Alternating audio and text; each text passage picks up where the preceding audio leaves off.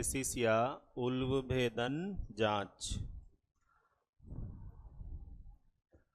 क्या होता है कि जैसे गर्भवती महिला है ना, और गर्भवती महिला तो गर्भ में पल रहा शिशु है ना, और ये जो शिशु है ना, ये शिशु क्या कि एक झिल्ली के द्वारा कवर रहता है, ठीक है। और इस तरीके से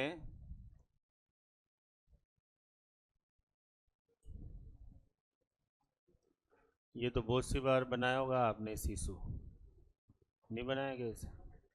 आप नहीं बनाया कि हमने तो एक बार भी नहीं बनाई है ना। ये गर्भावस्था है ना, और गर्भावस्था में ये क्या है, शिशु गर्भाशय के अंदर, ठीक।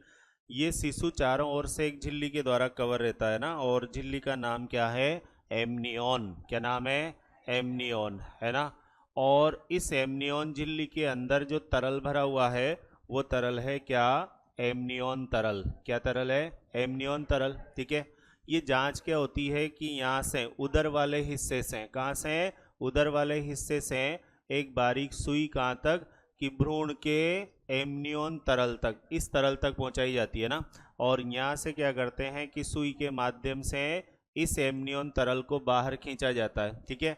अब इस तरल के अंदर क्या आ जाती है, भ्रूण की कोशिकाएं। क्या आ जाती है, भ्रूण की कोशिकाएं आ जाती है। भाई ये इसमें घूमता है या इसमें रहता है, तो इस तरल के अंदर क्या रहती है, भ्रूण की कोशिकाएं आ जाती है।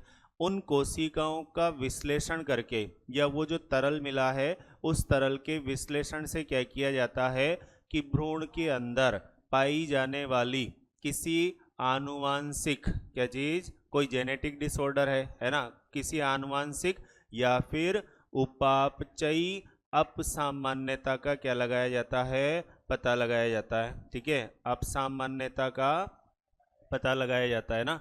गर्भ में पल रहे शिशु को कोई आनुवंशिक रोग या कोई ऐसी अपसामान्यता तो नहीं है जो क्या है हो कि जन्म के बाद उपचार के लायक नहीं हो, है ना। या उस अपसामान्यता को सही नहीं किया जा सकता।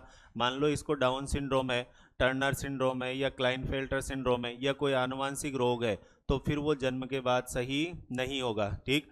तो इस तरीके से यहाँ से तरल बाहर लाए, कौन सा तरल, एमनियन तरल है ना। और उस एमनियन तरल का विश्लेषण करके, एनालिसिस करके उस भ्रूण के अंदर किसी आनुवंशिक या फिर उपापचयी अपसामान्यता का पता लगाया जाता है, ठीक है। और इसी को क्या बोलते हैं, एम्नियोसेंटेसिस या फिर उल्व भेदन जांच कहते हैं, ठीक है। लेकिन इसका दुरुपयोग हुआ या मिसयूज हुआ, और मिसयूज क्या कि कोशिका, कोशिका का केंद्रक, और केंद्रक में क्या होता है कि गुणसूत्र होते हैं ना। अगर पढ़ा था ना आपने कि अगर मेल है तो मेल में क्या, एक्स वाई गुणसूत्र, और अगर फीमेल है तो फीमेल में क्या, एक्स एक्स गुणसूत्र, है ना। अब यहाँ पे मेल हो या फीमेल हो, एक एक्स गुणसूत्र तो दोनों में रहेगा, ठीक।